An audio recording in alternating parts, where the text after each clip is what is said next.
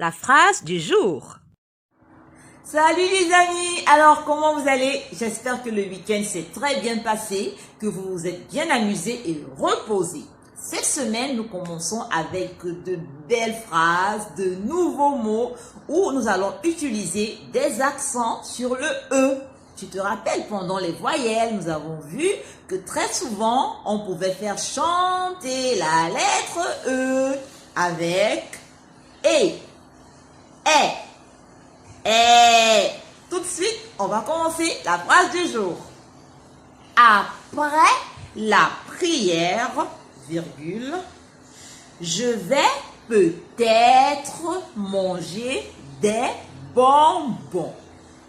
Après la prière, je vais peut-être manger des bonbons. On va commencer par le premier mot, après.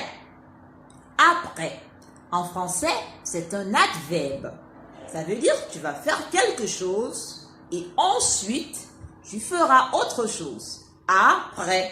Après. La deuxième chose, la prochaine chose, c'est après. Ok? Après s'écrit A-P-R-E.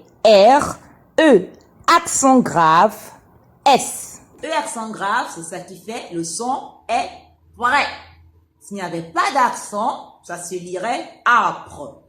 Mais parce que là, on a l'accent grave, on lit après.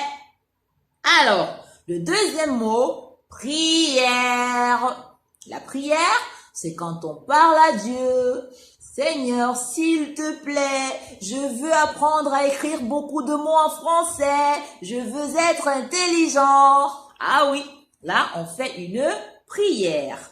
Prière s'écrit P-R-I-E, accent grave.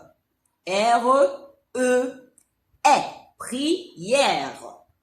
Ensuite, nous avons peut-être. Très souvent, quand on utilise l'expression peut-être, c'est qu'on n'est pas certain. Peut-être que je vais dormir. Peut-être que je vais manger. Ça veut dire qu'on n'est pas sûr de manger. C'est une incertitude.